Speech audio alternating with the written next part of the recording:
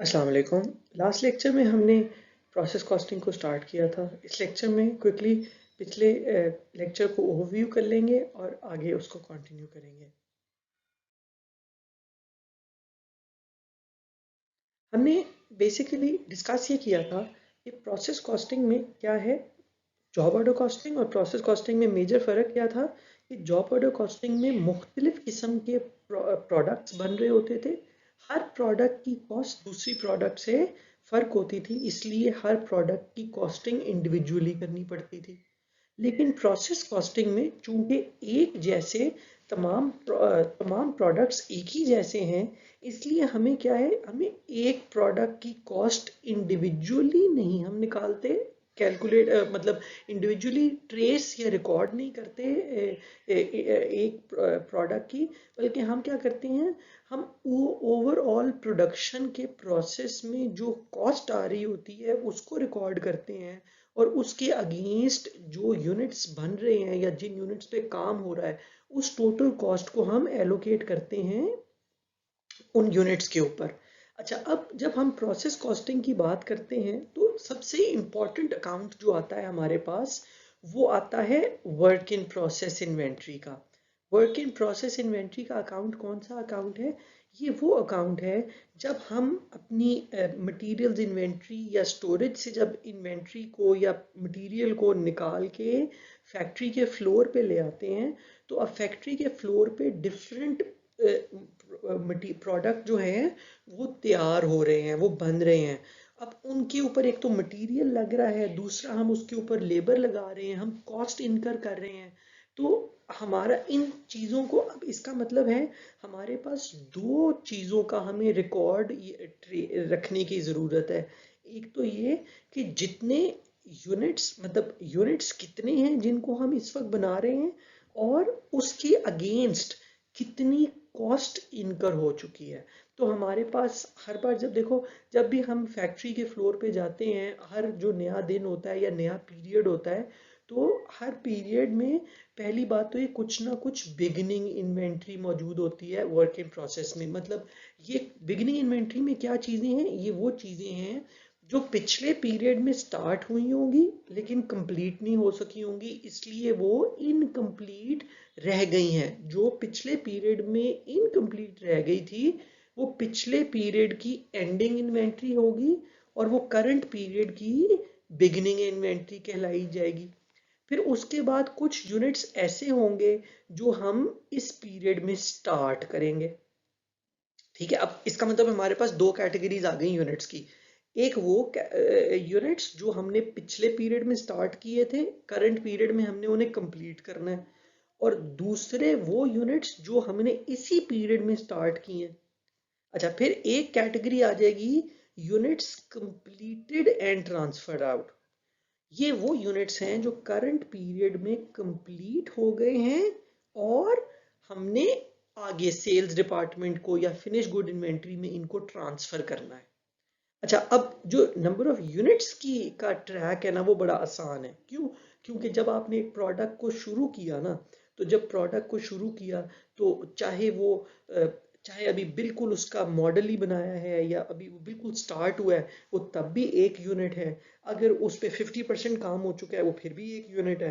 अगर उस पर 100% काम हो चुका है फिर भी वो एक यूनिट है। तो यूनिट्स का ट्रैक रखना ज़रा सा आसान है, हमें पता है हम कितने यूनिट्स पे इस वक्त काम कर रहे हैं। अच्छा, जो चीज़ ट्रिकी है वो ये है, साथ साथ ही हमने ये रिकॉर्ड रखना है कि जो चीज, जो इन्वेंट्री इस वक्त वर्क इन प्रोसेस में है, मतलब जिन यूनिट्स के ऊपर इस वक्त काम हो रहा है, उनकी कॉस्ट कितनी आ चुकी है। क्यों? क्योंकि अल्टीमेटली फिर यूनिट्स प्रोड्यूस के ऊपर इसी कॉस्ट को डिवाइड करना है ना। तो हमारा जो असल चैलेंज प्रोसेस कॉस्टिंग में होता है वो यही चैलेंज होता है कि कॉस्टिंग क्या बन रही है। क्यों? क्योंकि फिर उस कॉस्ट को नंबर ऑफ यूनिट्स पे डिवाइड करना होता है। अच्छा, अब जब कॉस्टिंग की बात करें तो जिस तरह यूनिट्स में बिगिनिंग इन्वेंट्री में यूनिट्स है, उस तरह कॉस्ट में भी बिगिनिंग इन्वेंट्री कॉस्ट होगी। अच्छा, अब जिस तरह मैंने कहा कि पिछले बार के इनकम्प्लीट यूनिट्स जो हैं वो पिछली बार की एंडिंग इन्वेंट्री होगी और इस बार की बिगिनिंग इन्वेंट्री होगी नंबर ऑफ यूनिट्स में। इसी तरह उनके अगेंस्ट कोई ना कोई कॉस्ट भी इनकर हुई होगी। मतलब ये कि लेट से पिछली बार हमने एक यूनिट स्टार्ट किया था, अब उस पे 50% कॉस्ट इनकर हो गई थी। मतलब लेट से हम रफली कह देते हैं 1000 रुपए में एक चीज बनती है, उस पे 50% की कॉस्ट पिछली बार इनकर हो। अगर वो 50% कंप्लीट है, इसका मतलब है 50% कॉस्ट इनकर हो गई है। तो आपने 50 मतलब $500 उन पे कॉस्ट लग गई है। इसका मतलब है अब अगर आपके पास वो बिगिनिंग इन्वेंट्री में वो यूनिट्स मौजूद हैं, तो उन बिगिनिंग इन्वेंट्री में यूनिट्स के अगेंस्ट कॉस्ट कितनी है, पिछले पीरियड में उन पे कितना खर्चा हो गया था, $500। तो बिगनिंग इन्वेंट्री में जो आपका खर्चा है, कॉस्ट है, वो होगी, लिखी जाएगी जो अभी तक इन यूनिट जितने परसेंट, जितने अभी कंप्लीट है, चाहे 50% कंप्लीट है, चाहे 70% कंप्लीट है, जो भी उनका कंप्लीशन स्टेज है, अब तक जो उन पे कॉस्ट पिछले पीरियड में लगी थी, वो हम बिगिनिंग इन्वेंट्री में लिख देंगे। ठीक है, उसके बाद अब हमने इस पीरियड में क्या करना है, हमने दो काम करने हैं। एक, जो हमने बिगिनिंग इन्वेंट्री में जो पिछली बार के यूनिट्स इनकम्प्लीट रह गए थे, एक तो हमने उनको कंप्लीट करना है, और दूसरा हमने क्या काम करना है, हमने जो यूनिट स्टार्ट किए हैं, ठीक है, हमने उनके ऊपर हमारी कॉस्ट आनी है। तो अब हमारी जो करंट पीरियड में जो कॉस्ट इनकर होगी, वो कौन कौन सी होगी, बिगिनिंग इन्वेंट्री वाली वो है जो पिछले पीरियड से आई है, और दूसरा अब करंट पीरियड में क्या होगा, एक तो अब हम नया डायरेक्ट मटेरियल लगाएंगे, ठीक है, जो भी प्रोडक्ट्स चाहे पिछलों को कंप्लीट करना है चाहे नए बनाने हैं, मटेरियल की जरूरत है। दूसरा जो कॉस्ट इनकर होगी वो अब कन्वर्जन कॉस्ट की, मतलब लेबर और वो सारी चीजें, कन्वर्जन कॉस्ट जो है, ओवरहेड्स एंड लेबर, वो सारी आपकी कन्वर्जन कॉस्ट कहलाएगी। इसका मतलब है करंट पीरियड में जो खर्चे होंगे वो कौन से होंगे, मटेरियल के और कन्वर्जन के, प्लस पिछले पीरियड से कॉस्ट आई है वो भी हमारे पास कॉस्ट में ऐड हो गई। अब जो असल चैलेंज है, ये तो देखो पिछले पीरियड से कितनी कॉस्ट आई ये भी हमें पता है, क्यों, क्योंकि जब पिछले पीरियड में खत्म हुई थी वो हमने कैलकुलेशन करके बता दिया होगा। हमने जो अगले बंदे ने या अगले पीरियड में जब स्टार्ट होने हमने कह दिया भाई ये 10 यूनिट्स जो हैं वो इनकम्प्लीट हैं, इन पे 50% जो है वो कॉस्ट इनकर हो चुकी हुई है, और अब तक हम इन पे 5000 रुपए की कॉस्ट लगा चुके हैं। अब अगले पीरियड में क्या होगा, 5000 की कॉस्ट उन पे पहले लग चुकी होगी, मजीद अब हम उनको जो भी मटेरियल और कन्वर्जन कॉस्ट लगा के हम उन पे कंप्लीट करेंगे।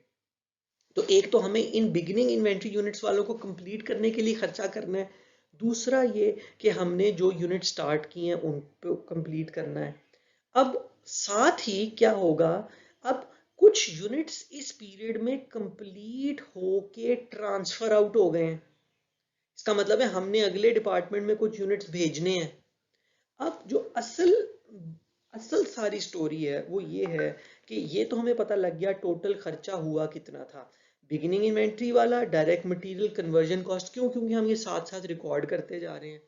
अब जब हमारा प्रॉब्लम कहाँ शुरू होगा, वो ये शुरू होगा कि भाई इस पीरियड में जो यूनिट्स कंप्लीट करके आगे भेज रहे हैं उनकी क्या कॉस्ट है। मतलब ये जो हमारी जो टोटल कॉस्ट अभी तक इनकर हो चुकी है, इसमें से कितनी जो है वो हम अगले डिपार्टमेंट में भेज रहे हैं, और कितनी कॉस्ट जो है वो हमारे पास रह गई है एंडिंग इन्वेंट्री में, जो कि मतलब कि जो हमारे पास यूनिट्स इनकम्प्लीट रह जाएंगे, क्योंकि देखो हर पीरियड की एंड पे कुछ ना कुछ इनकम्प्लीट रह जाता है। हम थ्योरेटिकली तो कह देते हैं कि जी कोई बिगिनिंग इन्वेंट्री नहीं, कोई एंडिंग इन्वेंट्री नहीं, लेकिन जब आप फैक्ट्रीज की बात करते हैं, फैक्ट्री के फ्लोर की बात करते हैं, तो ऐसा नहीं होता कि एक दिन जब आप फैक्ट्री क्लोज करते हैं तो रात को आप पूरी सफाई करके जाते हैं, आपके वर्क इन प्रोसेस में कुछ इनकम्प्लीट नहीं पड़ा होता।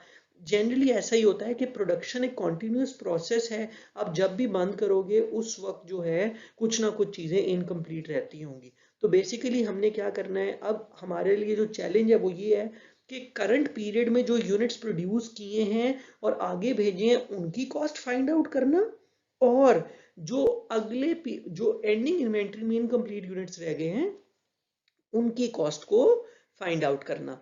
तो अब जो है वो हम देखें, ये अपना आगे जाके असल हमारा फोकस यही होगा। देखिए वो कह रहा है कि this information is all known, units कितने पुरानी कितने थे, नए कितने स्टार्ट किए, ट्रांसफर आउट कितने हुए, एंड पे कितने रह गए। ठीक है, बिगिनिंग इन्वेंट्री की कॉस्ट कितनी थी, इस पीरियड में डायरेक्ट मटेरियल कितना लगाया, कन्वर्जन कॉस्ट कितनी लगाई। लेकिन जो चीज़ हमें मालूम नहीं है और जो प्रोसेस कॉस्टिंग में हमारा फोकस होगा वो क्या कैलकुलेट करने का होगा, वो हमारा आपके units completed and transferred out जो है ये हमें कॉस्ट के जी जो आगे भेज रहे हैं उनकी क्या कॉस्ट है, और जो हमारे पास पीछे बच गए हैं उनकी क्या कॉस्ट है। तो ये हम इस प्रोसेस कॉस्टिंग में हम आगे देखेंगे कि इनको हम कैसे कैलकुलेट करते हैं। ठीक है,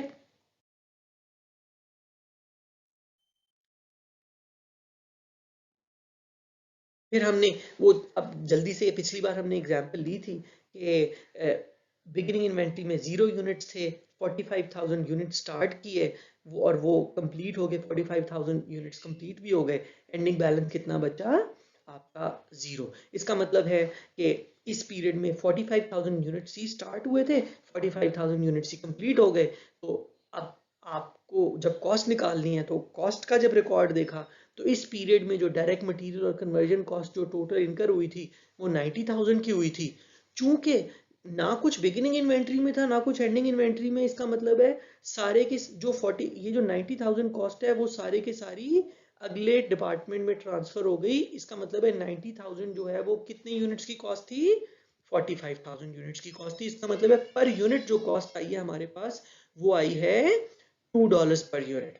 तो ये तो सिंपल सिचुएशन थी जहां पे ना हमारे पास बिगिनिंग इन्वेंट्री थी ना हमारे पास एंडिंग इन्वेंट्री थी। जो भी यूनिट्स इस बार स्टार्ट किए सारे के सारे कंप्लीट हो गए और ट्रांसफर आउट हो गए। इसका मतलब है सिंपल है, जो भी इस बार की कॉस्ट है वो सारी की सारी किसकी है, उन यूनिट्स की जो कंप्लीट हो गए ट्रांसफर आउट हो गए।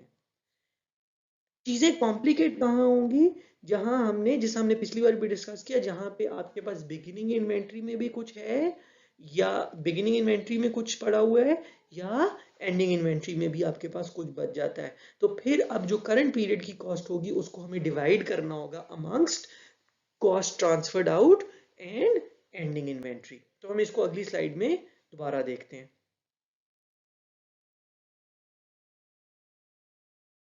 जी, अब वही एग्जाम्पल जो पिछली स्लाइड में थी, अब क्या है यहाँ पे यूनिट्स जो है वो स्टार्टिंग यूनिट्स, बिगिनिंग इन्वेंट्री की यूनिट्स 0। ठीक है, अच्छा अगर बिगिनिंग इन्वेंट्री में यूनिट 0 है इसका मतलब है वर्क इन प्रोसेस इन्वेंट्री की कॉस्ट भी 0, एक बिगिनिंग इन्वेंट्री की कॉस्ट भी 0 है। मतलब इसका मतलब है पीछे से अगर कोई यूनिट इनकम्प्लीट नहीं है तो उनके अगेंस्ट कोई कॉस्ट भी नहीं होगी। अच्छा फिर क्या है, 45,000 यूनिट स्टार्ट हुए, पिछली एग्जाम्पल में 45,000 यूनिट स्टार्ट हुए। अब इस पीरियड में क्या हुआ, हमने 45,000 यूनिट स्टार्ट किए हैं और इस पीरियड में जो कॉस्ट इनकर हुई है वो 90,000 हुई है। अच्छा अब पिछली बार क्या था, 45,000 यूनिट स्टार्ट हुए थे, 45,000 यूनिट्स ही कंप्लीट हो गए। लेकिन अब इस बार क्या है कि 45,000 यूनिट स्टार्ट हुए हैं लेकिन कंप्लीट कितने हुए हैं, 30,000। अच्छा पिछली बार 90,000 से हमने क्या किया था, 45,000 स्टार्ट भी किए और कंप्लीट भी कर दिए, ट्रांसफर आउट कर दिए। इसका मतलब है 90,000 पूरे की पूरी कॉस्ट किसकी थी, उन 45,000 यूनिट्स की। लेकिन इस बार क्या हुआ है, इस बार इस 90,000 से क्या हुआ है, इस 90,000 से एक तो 30,000 यूनिट्स कंप्लीट हो गए हैं। मतलब उस 90,000 के खर्चे में क्या हुआ, 90,000 के खर्चे से 30,000 यूनिट कंप्लीट कर दिए जो कि ट्रांसफर आउट हो गए, मतलब अगले डिपार्टमेंट में भेज दिए, भाई इसको बेचना है, पैक करना है, जो भी करना है, हमारा काम इतना था हमने कर दिया। दूसरा, 15,000 यूनिट जो हैं वो हमारे पास अभी भी इनकम्प्लीट रह गए। 15,000 यूनिट हमारे पास अभी भी इनकम्प्लीट रह गए। अब सवाल ये है, ये जो 30,000 यूनिट जो हमने ट्रांसफर आउट करने हैं, ये हमने अगले डिपार्टमेंट में भेजने से पहले बताना है कि इनकी कॉस्ट कितनी है, इनकी कॉस्ट कितनी है। क्यों, क्योंकि फर्ज करें अगर उन्होंने बेचने हैं, कंप्लीट हो गया उन्होंने बेचना है, वो प्राइस कैसे सेट करेंगे जब तक उन्हें ये नहीं पता लगेगा ये कॉस्ट कितनी है। इसका मतलब है यहां से हमने वर्क इन प्रोसेस से, इन्वेंट्री से कॉस्ट निकालनी है, उनको आगे भेजनी है। और दूसरी बात, ये जो 15,000 यूनिट रह गए हैं हमारे पास, उन पे भी तो खर्चा हो चुका है ना, उनकी कितनी कॉस्ट है।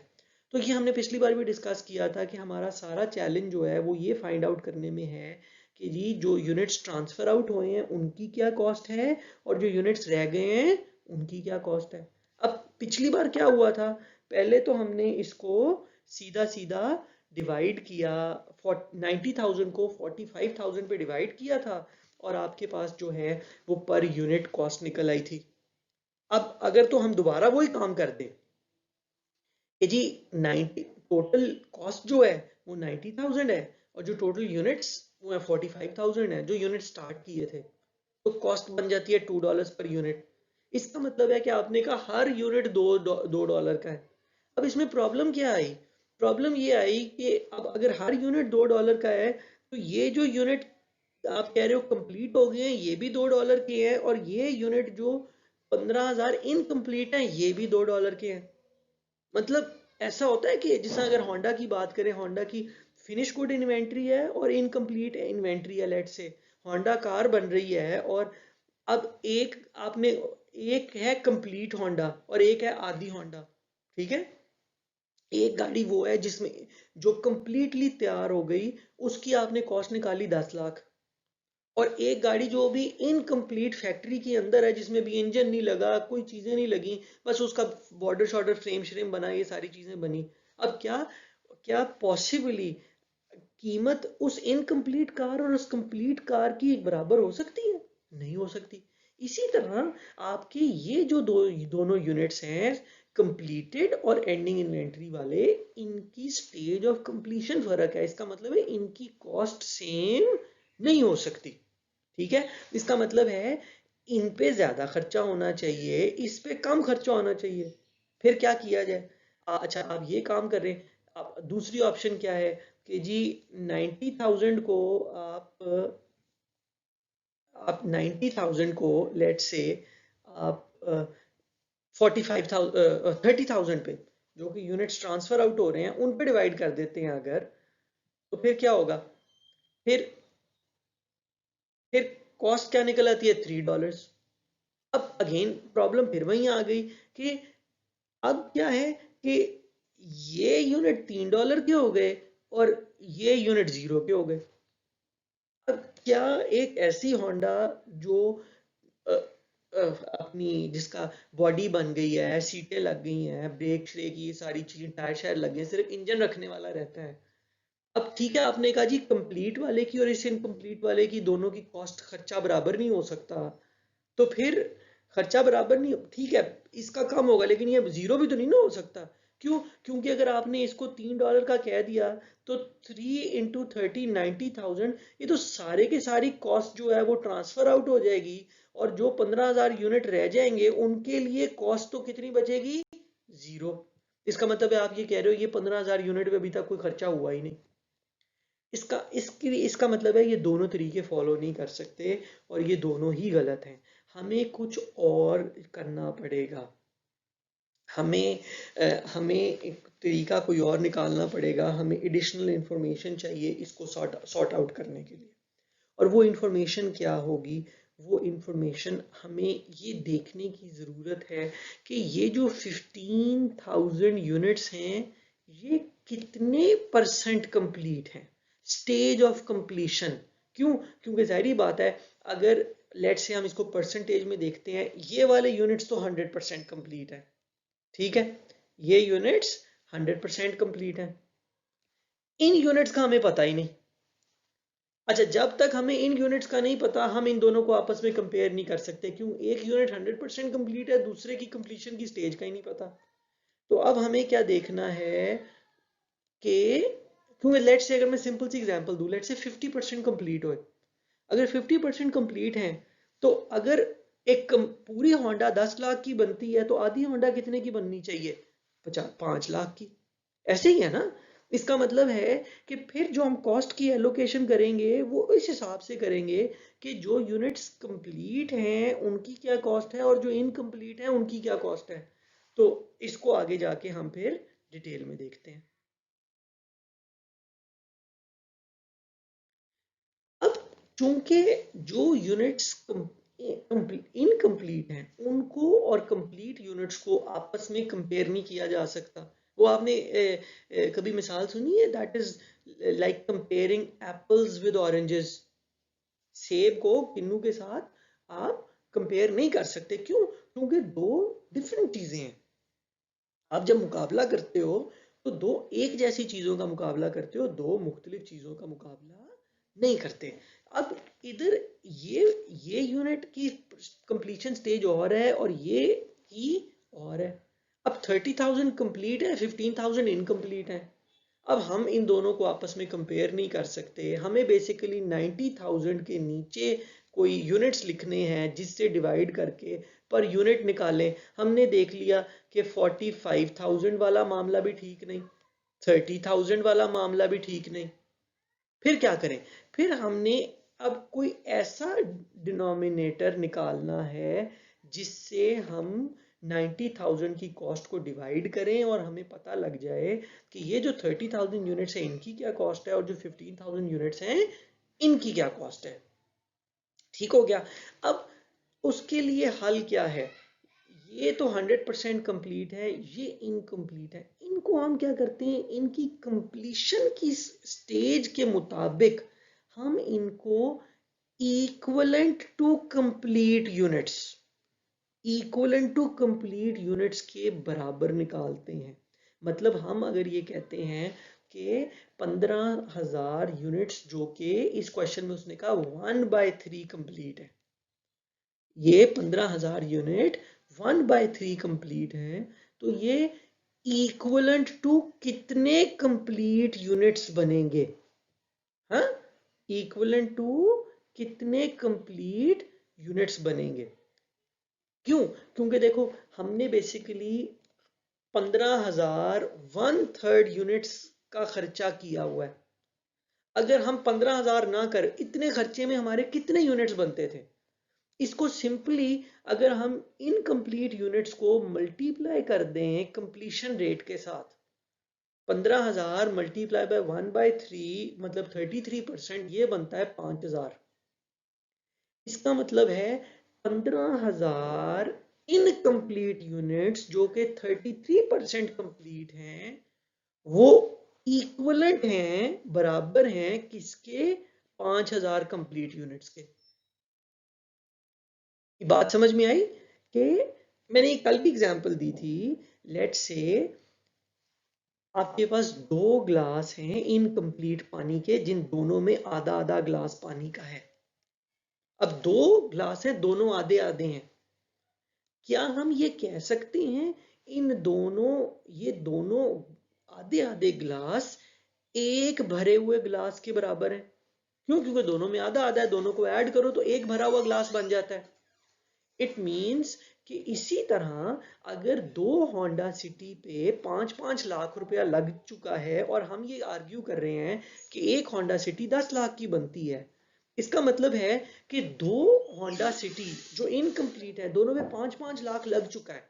इसका मतलब है वो क्या है, एक होंडा सिटी, एक कंप्लीट होंडा सिटी के मुकाबले में खर्चा हो चुका है कितना? दो गाड़ियों के ऊपर। अब वो दो इनकम्प्लीट गाड़ियां क्या है? एक कंप्लीट गाड़ी के बराबर है। हम ठीक है, ओरिजिनली फिजिकली वो दो ही गाड़ियां हैं, लेकिन हम फॉर कैलकुलेशन पर्पसेस उन दो इनकम्प्लीट गाड़ियों को एक कंप्लीट गाड़ी कंसीडर कर लेंगे। इसी तरह ये जो 15,000 इनकम्प्लीट यूनिट्स हैं जो कि 33% मतलब 1/3 कंप्लीट है, इनको अगर इन पे इतना इनको इक्विवेलेंट यूनिट निकालें तो ये 5,000 बनते हैं। इसका मतलब है इन 15,000 यूनिट पे 5,000 कंप्लीट यूनिट्स की कॉस्ट इनकर हो चुकी है। इसका मतलब है अब इस 90,000 से क्या बना? इस 90,000 से एक तो 30,000 यूनिट कंप्लीट कर लिए गए और 15,000 यूनिट इनकम्प्लीट रह गए। अब चूंकि 90,000 को मैं 45,000 पे डिवाइड नहीं कर सकता, क्यों? क्योंकि इसकी कंप्लीशन स्टेज और है और इसकी कंप्लीशन स्टेज और है। ये 100% है, ये 33% है।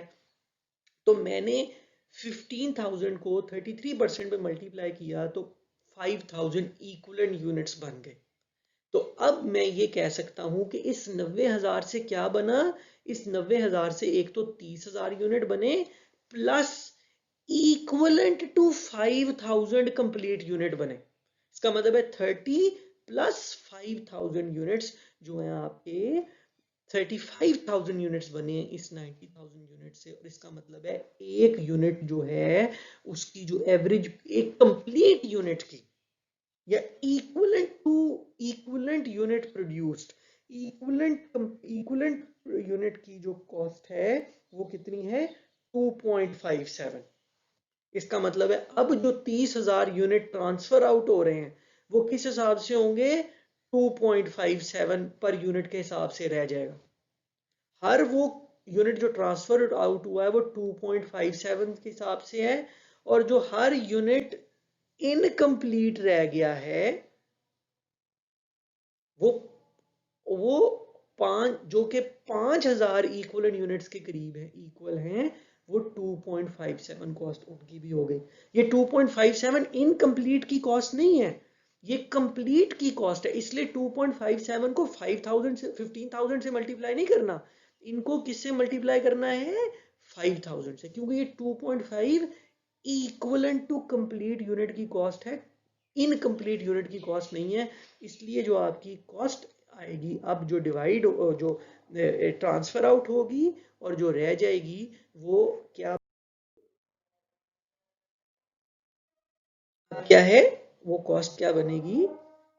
30,000 यूनिट्स ट्रांसफर आउट हुए, 2.57 से मल्टीप्लाई किया, 90,000 में से हमने कहा जी इस बार जो 90,000 का खर्चा हुआ है, इस प्रोसेस को जब रन किया, जो 45,000 यूनिट स्टार्ट किए, जो 90,000 का खर्चा आया, उससे क्या हुआ?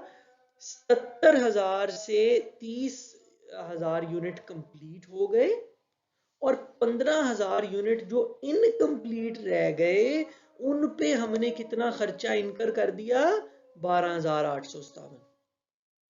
ठीक है, विच मीन्स के जो 15,000 एंडिंग इन्वेंट्री में यूनिट्स हैं उन वो है 15,000 इनकम्प्लीट, वो इक्वलेंट टू 5,000 कंप्लीट यूनिट्स बनते हैं, और एक इक्वलेंट टू कंप्लीट यूनिट की कॉस्ट 2.57 है, तो 2.57 मल्टीप्लाई बाय 5,000, तो आपके पास जो एंडिंग इन्वेंट्री की बैलेंस बचा 12,857। इसका मतलब है इस पीरियड में जो 90,000 की कॉस्ट इनकर हुई थी उसमें से 77,143 आगे ट्रांसफर आउट हो गई, और 12,857 जो है वो एंडिंग इन्वेंट्री में रह गया अगेंस्ट दीज 15,000 इनकम्प्लीट यूनिट्स।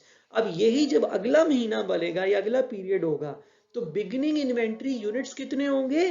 15,000, और उनकी अगेंस्ट बिगिनिंग इन्वेंट्री में कॉस्ट कितनी होगी? 12,857।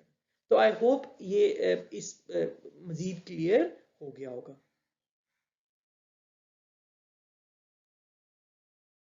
अच्छा, बस इसमें एक दो चीजें और हैं जो हम इसको पिछली बार हमने डिस्कस नहीं की थी, फिर आगे हम नए टॉपिक पे जा रहे हैं। वो ये है कि अभी जो पिछले यूनिट में हमने इक्विवेलेंट यूनिट को हमने देखा, तो हमने ये देखा कि हमने अभी ये अज्यूम किया है कि जब आपका एक प्रोडक्ट 50% कंप्लीट है, तो जो प्रोडक्ट 50% कंप्लीट है वो जरूरी नहीं होता कि कॉस्ट के लिहाज से भी 50% कंप्लीट हो।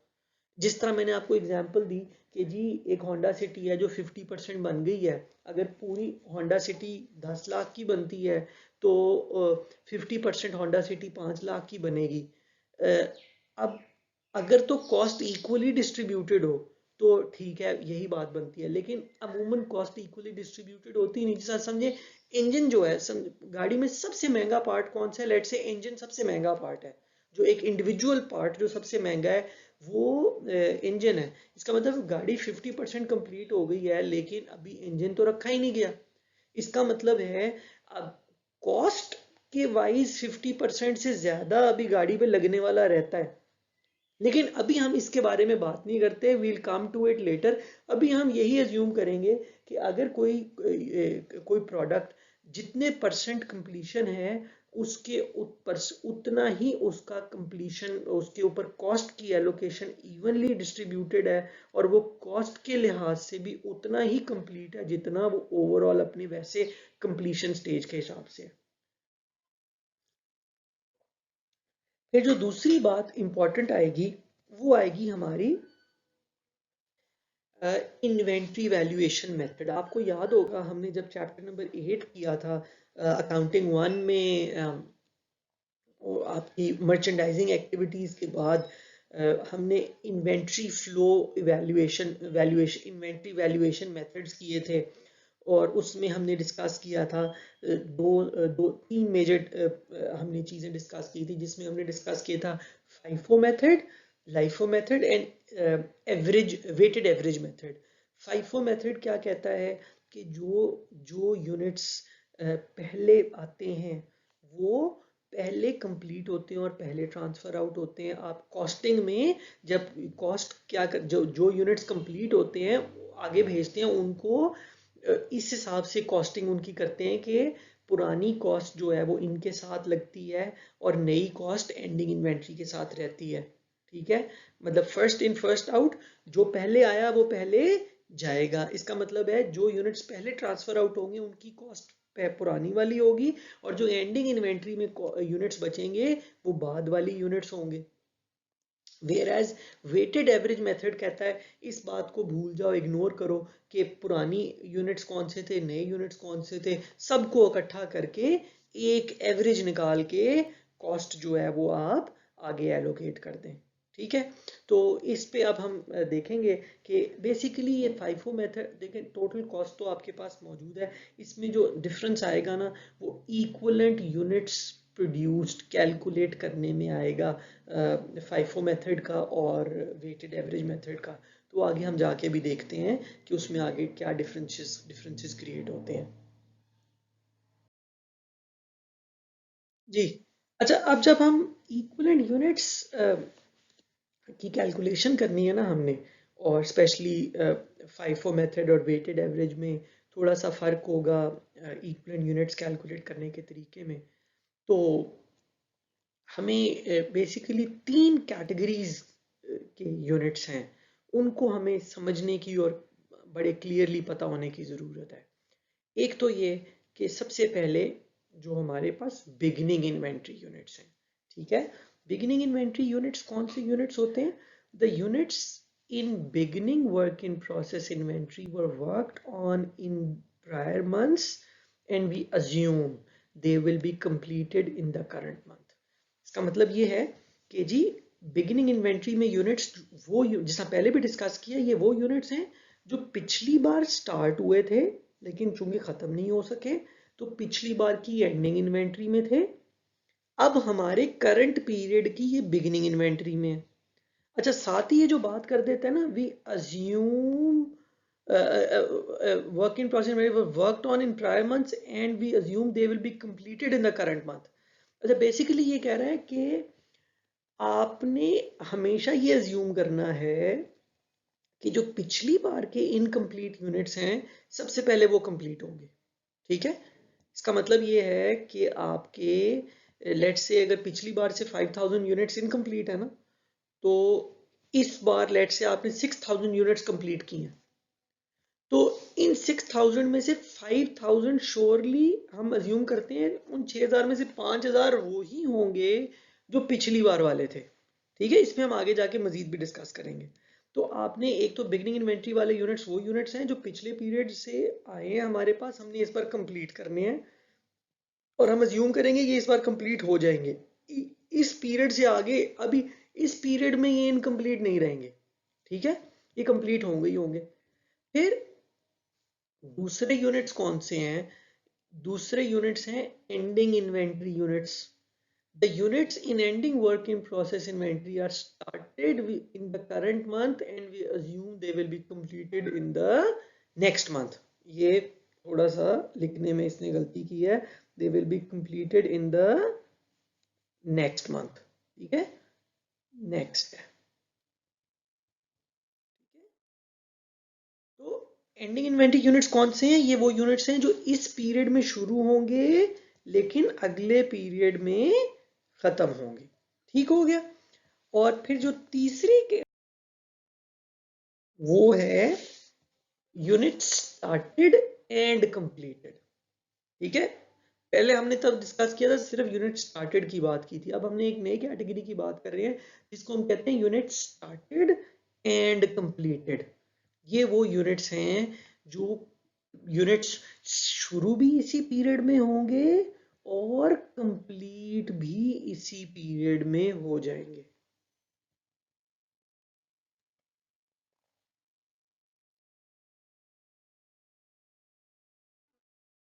अब देखें, कहता है जी the number of started and complete units can be computed as the number of units transferred out less the number of beginning inventory units। कहता है यूनिट स्टार्टेड एंड कंप्लीटेड कैसे पता लगेगा। वो सिंपल सी बात है, हमारे यूनिट्स कंप्लीट कितने हुए हैं, ये आपको एक एग्जांपल दे रहा है। For example suppose a department had 5000 units in beginning inventory, 5000 शुरू में थे, 50000 नए स्टार्ट किए। If 35,000 units were completed, what is the number of started and completed. कहता है जी 50,000 यूनिट स्टार्ट किए, ठीक है, और 35,000 यूनिट कंप्लीट होके बाहर चले गए। अब इसमें से स्टार्टेड एंड कंप्लीटेड कौन से हैं, मतलब इन 35,000 में से वो यूनिट कौन से हैं जो स्टार्ट भी इसी पीरियड में हुए और कंप्लीट भी इसी पीरियड में हुए।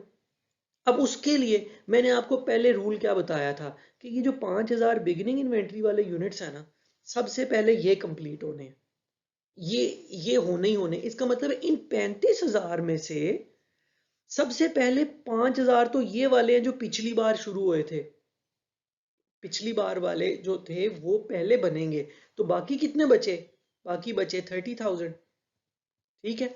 इसका मतलब है यूनिट्स 30,000 यूनिट्स वो हैं जो इन 50,000 में से 50,000 में से शुरू हुए और कंप्लीट भी हो गए, ठीक है। क्यों, क्योंकि ये 5,000 ने सबसे पहले कंप्लीट होना था। इसका मतलब है इन 35,000 में से 5,000 तो वो हो गए जो पिछली बार से आ रहे थे, बाकी 30,000 कौन से हैं जो इस बार ही स्टार्ट हुए और इस बार ही कंप्लीट हो गए। बाकी कितने बचे एंडिंग इन्वेंट्री में, 20,000।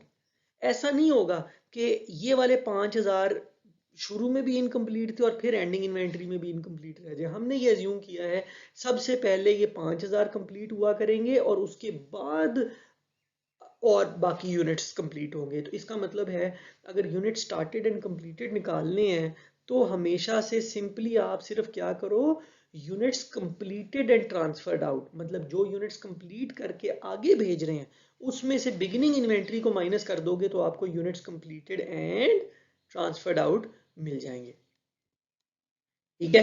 तो simple beginning units plus unit started and completed बनते हैं कंप्लीटेड यूनिट्स। तो 35,000 माइनस 5,000 आपके यूनिट्स स्टार्टेड एंड कंप्लीटेड बनते हैं। तो ये कैलकुलेशन आपके लिए सिंपल होनी चाहिए।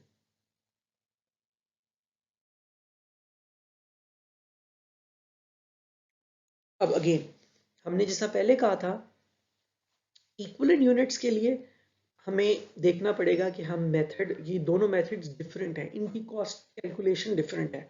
दोनों मेथड्स में एवरेज यूनिट्स निकालने के लिए वेटेड एवरेज में और फाइफो मेथड में क्या फर्क होगा। वो कहता है जी the weighted average and FIFO methods of process costing methods compute equivalent unit produce differently. Equivalent unit produce मतलब कि completed and equivalent to complete units को जब वो मिलाता है तो उसे इक्विवेलेंट यूनिट प्रोड्यूस कहता है। कहता है the weighted average method gives credit for work performed in the current and prior months. वो कहते हैं वेटेड एवरेज मेथड जो है ना वो कहता है कि भाई पिछले महीने और करंट मंथ दोनों के यूनिट्स को इकट्ठा करो, ठीक है, एक वेट के ऊपर ही मतलब सबको बराबर करके इक्विवेलेंट यूनिट निकाल के सारे आपस में ऐड कर दो। Where as this means that under the weighted average method the EUP for beginning inventory units and started and completed units is the same as the physical number of units in each category। वो कहता है कि जी weighted average method जो है वो दोनों को इकट्ठा करके ऐड कर देता है। वेयर जब प्रोसेस आती है फाइफो की बात आती है तो फाइफो कहता है कि भाई इक्विवेलेंट यूनिट्स प्रोड्यूस कैलकुलेट करने के लिए आपने सिर्फ और सिर्फ जो यूनिट्स जो काम करंट पीरियड में हुआ है सिर्फ उसके इक्विवेलेंट यूनिट्स प्रोड्यूस निकालने हैं, पिछले वाले के आपने नहीं निकालने। क्यों?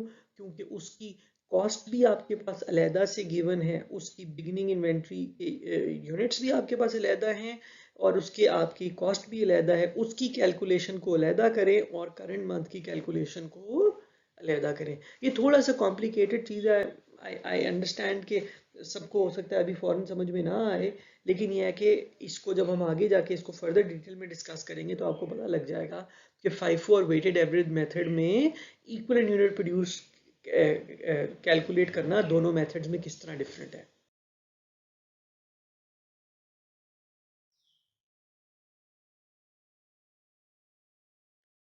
अब वही एग्जांपल कहते जी, in July Rita Corporation had 30,000 units in beginning inventory that were 60% complete.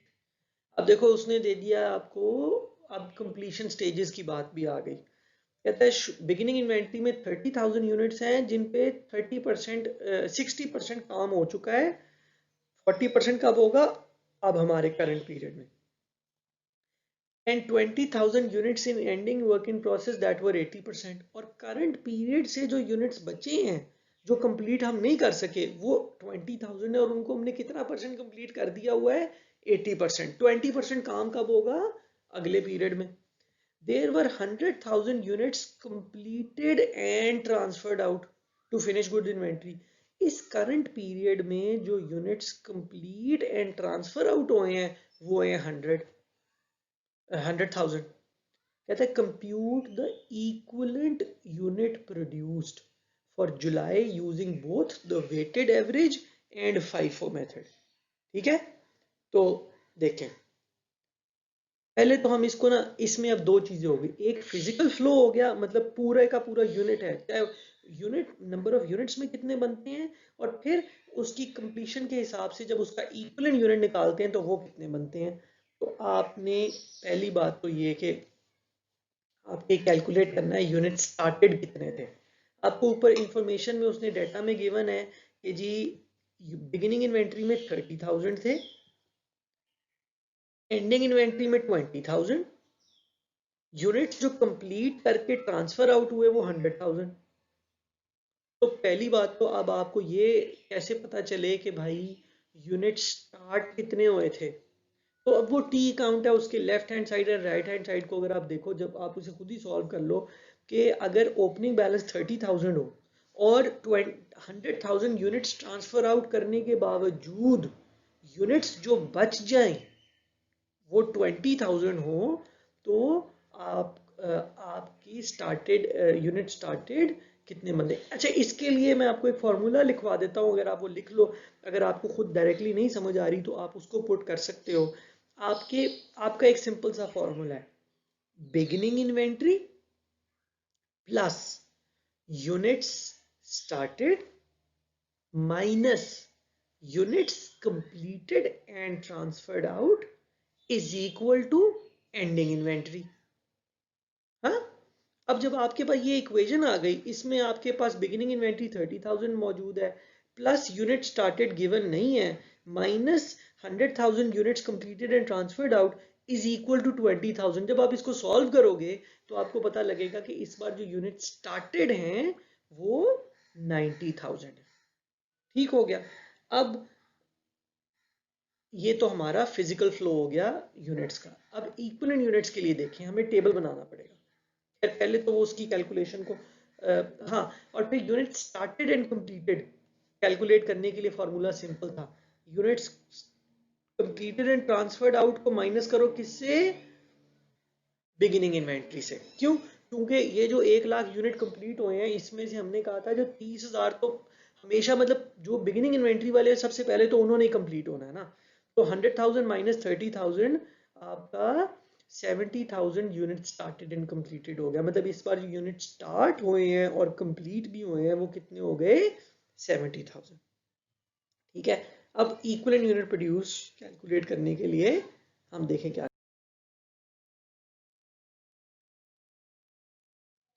ये टेबल को आपने याद कर लेना है, ये बहुत इंपॉर्टेंट टेबल है। ठीक है, एक तो ये सबसे पहले फिजिकल यूनिट्स कितने हैं। फिजिकल यूनिट्स बिगिनिंग इन्वेंट्री में कितने थे, 30,000। फिजिकल यूनिट्स में कंप्लीट बिगिनिंग इन्वेंट्री इसका ये हमेशा एम्प्टी रहेगा। क्यों, क्योंकि फिजिकली वो यूनिट स्टार्ट हो गया है। वो अगर एक होंडा सिविक स्टार्ट हो गई है तो वो एक ही है, उसको कंप्लीट होने के लिए कोई उसने दो नहीं हो जाना, उसने एक ही रहना है। इसलिए ये जो अगला कॉलम है ये बताता है कि जी फिजिकली मतलब ये हमेशा ब्लैंक रहेगा।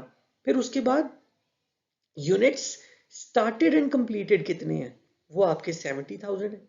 और फिर ये कि एंडिंग इन्वेंट्री में जो यूनिट्स हैं फिजिकली, अभी हम उनकी इक्विवेलेंट यूनिट्स की बात नहीं कर रहे, हम बात कर रहे हैं फिजिकली वो कितने यूनिट्स हैं। फिजिकली एंडिंग इन्वेंट्री में 20,000 यूनिट्स हैं। तो हम इसको लिख लें, ठीक है, simply physical units 30,000 beginning inventory में, स्टार्टेड एंड कंप्लीटेड यूनिट्स 70,000 और एंडिंग इन्वेंट्री में 20,000। टोटल यूनिट्स जो इस वक्त हम जिन पे काम कर रहे थे वो 1,20,000 बनते हैं। ठीक हो गया। अब 1,20,000 यूनिट्स हैं टोटल। अब इनमें से कुछ देखो, ये वाले बिगिनिंग इन्वेंट्री वाले 60% कंप्लीट हैं, एंडिंग इन्वेंट्री वाले 80% कंप्लीट हैं, स्टार्टेड एंड कंप्लीटेड जो है वो 100% कंप्लीट हैं। इसका मतलब है ये इनकी डिफरेंट कंप्लीशन स्टेजेस हैं। अब इनको हम अपनी किसी कैलकुलेशन में नहीं इस्तेमाल कर सकते क्योंकि ये डिफरेंट। अब इनको हमें क्या करना पड़ेगा, इक्विवेलेंट यूनिट्स के उसमें कन्वर्ट करना पड़ेगा। इसका मतलब ये है कि 30,000 बिगिनिंग इन्वेंट्री में जो यूनिट्स हैं वो 60% कंप्लीट है। इसका मतलब है 30,000 को 60% से मल्टीप्लाई करो तो वो कितना बनेगा, 18,000। इसका मतलब है जो बिगिनिंग इन्वेंट्री में 30,000 यूनिट्स हैं उन पे इक्विवेलेंट टू 18,000 यूनिट्स की कॉस्ट इनकर हो चुकी है। बाकी की कब होगी, बाकी की करंट पीरियड में होगी। इसका मतलब है ये जो 30,000 यूनिट है जिन पे 18,000 यूनिट की कॉस्ट जो है वो पिछले पीरियड में इनकर हुई थी, तो बाकी 12,000 की कॉस्ट कहाँ इनकर होनी है, वो करंट पीरियड में। क्यों, क्योंकि 60% काम पिछले पीरियड में हुआ था तो बाकी का 40% कब होगा, इस पीरियड में। इसका मतलब है इस बिगिनिंग इन्वेंट्री को कंप्लीट करने के लिए हमें इक्विवेलेंट टू 12,000 यूनिट्स की कॉस्ट आप मजीद इनकर करेंगे तो आपकी यूनिट्स जो है वो उसके लिए करंट पीरियड में 12,000 की यूनिट्स की कॉस्ट लगानी पड़ेगी उनको कंप्लीट करने के लिए। फिर जो 70,000 यूनिट स्टार्टेड एंड कंप्लीटेड है वो तो कंप्लीट है, तो इक्विवेलेंट टू बी कंप्लीट वो 70,000 हमेशा एज इट इज नीचे आ जाएगा। और एंडिंग इन्वेंट्री के यूनिट जो है वो 80% कंप्लीट है। इसका मतलब है 20,000 का 80% बनता है 16,000। इसका मतलब है ये जो 20,000 इनकम्प्लीट यूनिट्स हैं इन पे 16,000 कंप्लीट यूनिट्स की कॉस्ट लग चुकी है। अब सिंपल सी बात है, आपके पास आ गए हैं इक्विवेलेंट यूनिट्स, आपके सामने आ गए हैं, हर कैटेगरी के आपने निकाल दिए हैं। तो अब आपने सिंपली सिर्फ क्या करना है, अब आपने total equivalent units produce calculate करनी है ताकि कॉस्ट पे डिवाइड किया जा सके। क्यों, अल्टीमेटली तो हमें याद है ना वो 90,000 की कॉस्ट तो हमारे सामने थी, उसको डिवाइड किस पे करना है, 30 पे करना है, 45 पे करना है, किस 35 पे करना है, किस पे करना है, उसके लिए हमें डिवाइड करने के लिए डिनोमिनेटर चाहिए था। यहाँ भी अब हमें जो प्रोसेस की कॉस्ट तो पता है लेकिन कॉस्ट के अगेंस्ट हमने उसको डिवाइड कितने यूनिट्स पे करना है वो हमें नहीं पता। अब वो मैंने कहा वेटेड एवरेज मेथड में फर्क है और फाइफो में फर्क है। तो अब दोनों, वेटेड एवरेज कहता है चाहे पिछला पीरियड है चाहे अगला पीरियड है सबको इकट्ठा कर दो। तो वेटेड एवरेज के लिए तो सिंपली आपने एक 18,000 12,000 70,000 16,000 सबको आपने इंक्लूड कर दिया अपने डिनोमिनेटर में। बिगिनिंग इन्वेंट्री में आपने 18,000 जो पिछली बार के यूनिट थे, मतलब ये 18,000 यूनिट का काम कब हुआ था, पिछली बार हुआ था। ये पिछली बार वाला काम जो है वो भी आपने इंक्लूड कर लिया, क्योंकि वेटेड एवरेज कहता है सबको इंक्लूड कर दो। तो आपके जो यूनिट्स कैलकुलेट हुए वो 1,16,000 यूनिट्स बने टोटल। तो अब जब फाइफो के लिए कैलकुलेट करेंगे तो फाइफो कहता है कि जी जो आप फाइफो मेथड में सिर्फ हम करंट मंथ में जो यूनिट्स बन रहे हैं ना, मतलब जो काम हमने करंट मंथ में किया हम सिर्फ उसको काउंट फॉर करते हैं। जो बिगिनिंग इन्वेंट्री में 18,000 यूनिट के इक्विवेलेंट काम पिछले पीरियड में हुआ था, हम उसको अपनी कैलकुलेशन के अंदर शामिल नहीं करते, हम उसको इग्नोर करते हैं। क्यों? क्योंकि वो बिगिनिंग इन्वेंट्री के यूनिट्स हैं, बिगिनिंग इन्वेंट्री के अगेंस्ट कॉस्ट भी हमारे पास ऑलरेडी आई हुई है, हम उसकी कैलकुलेशन को अलहदा रखते हैं और हम जो है वो सिंपली फाइफो में जो करंट पीरियड है उसके यूनिट्स को अपनी कैलकुलेशन में लेकर आते हैं। ये सिंपल सा फर्क है। वेटेड एवरेज में ये चारों कॉलम ऐड होंगे और फाइफो में आखिरी 3 कॉलम ऐड होंगे। ठीक है, तो आपको पता लगेगा इक्विवेलेंट यूनिट प्रोड्यूस कितने बनते हैं। ठीक हो गया।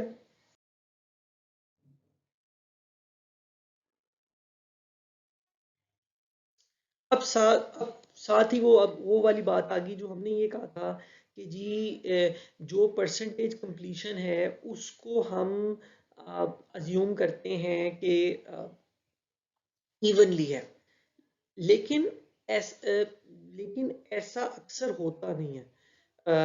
आपके 20,000 unit started taken to 80% complete is equivalent to 60,000 whole units only if costs are incurred evenly। लेकिन क्या है, हम क्या करते हैं, we usually assume that conversion costs are incurred evenly throughout production but direct material cost may be incurred unevenly। ठीक है, direct material cost में be incurred at the beginning of the process और in some other uneven manner. Separate EUP calculations computations are done for direct material and conversion cost. अब जिस मैंने कहा था ना कि यार आपकी जो कॉस्ट है ना वो दो कैटेगरीज में डिवाइड होती है, एक डायरेक्ट मटेरियल और एक कन्वर्जन कॉस्ट। अब हम ये कहते हैं कन्वर्जन कॉस्ट को तो हम हमेशा अज्यूम करेंगे कि वो इवनली डिस्ट्रीब्यूटेड है, लेकिन डायरेक्ट मटेरियल जो है उसकी हम कॉस्ट को हम अज्यूम करते हैं कि वो डिपेंड करता है, ज़रूरी नहीं है कि वो इवनली डिस्ट्रीब्यूटेड ही हो। जिस तरह मैं आपसे सिंपल एग्जांपल लेता हूँ, लेट्स से एक लेट्स से एक जैसे गोल्ड के बहुत सारे सेट्स बना रहे हैं। अभी हम अज्यूम कर लें कि ये प्रोसेस कॉस्टिंग का एग्जांपल है। अच्छा, अब लेट्स से 100 एक जैसे सेट्स बनने हैं या 1000 एक जैसे सेट्स बनने हैं। अब एक गोल्ड का सेट बनाने के अंदर सबसे बड़ी कॉस्ट क्या है? सबसे बड़ी कॉस्ट क्या है? गोल्ड की है ना। अब अगर हर सेट 10 तोले का सेट है तो जब जैसे ही बनना शुरू होगा तो पूरे का पूरा 10 तोले गोल्ड तो एलोकेट हो जाएगा ना। इसका मतलब है असल खर्चा तो जब प्रोडक्ट बनना शुरू हुआ सारे का सारा उसी वक्त ही आपका एलोकेट हो लग गया।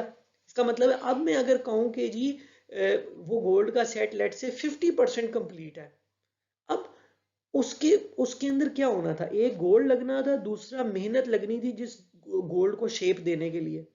इसका मतलब है 50%। अब वो सेट 50% कंप्लीट है, इनकम्प्लीट है या 50% कंप्लीट है, तो अब अगर मैं उसका इक्विवेलेंट यूनिट निकालना चाहूँ, अब मटेरियल के पॉइंट ऑफ व्यू से तो वो 100% कंप्लीट नहीं हो गया हुआ। क्यों? क्योंकि उस पर 10 तोले सोना लगना था वो तो लग चुका है। हाँ, अलबत्ता उसके ऊपर जो मेहनत है वो 50% लगी है, अभी पूरी बाकी 50% मेहनत नहीं लगी। इसका मतलब है 100% आपका जो मटेरियल है वो 100% कब लग गया? जब प्रोडक्ट बनना ही शुरू हुआ।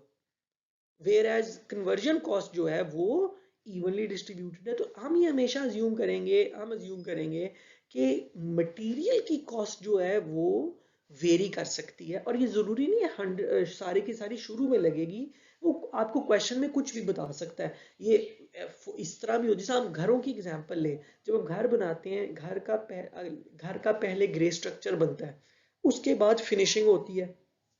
अब टेक्निकली जब ग्रे स्ट्रक्चर बन जाता है, पूरा ढांचा बन गया, सारा कुछ हो गया, अब घर तो अपेरेंटली तो ऐसे लगता है कंप्लीट हो गया है, लेकिन अगर खर्चे की बात करें तो असल जो खर्चा आता है वो घर की फिनिशिंग में आता है।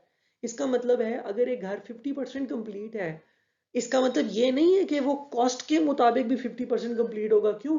क्योंकि घर बनाने में ज्यादा कॉस्ट जो है वो एंड पे लगती है। हाँ, तो अब ये आपकी जो कॉस्टिंग है ना, वो आपने फिर इसका मतलब है अब ये अगर डायरेक्ट मटेरियल और तो इसमें फिर क्या करना पड़ेगा? अगर ऐसी कोई सिचुएशन, अगर क्वेश्चन में वो कह रहा है कि जी मटेरियल की कॉस्ट जो है वो इवनली डिस्ट्रीब्यूटेड नहीं है, फिर क्या करना पड़ेगा आपको? मटेरियल के लिए और कन्वर्जन के लिए कॉस्ट जो है वो अलहदा अलहदा इक्विवेलेंट यूनिट्स निकालने पड़ेंगे।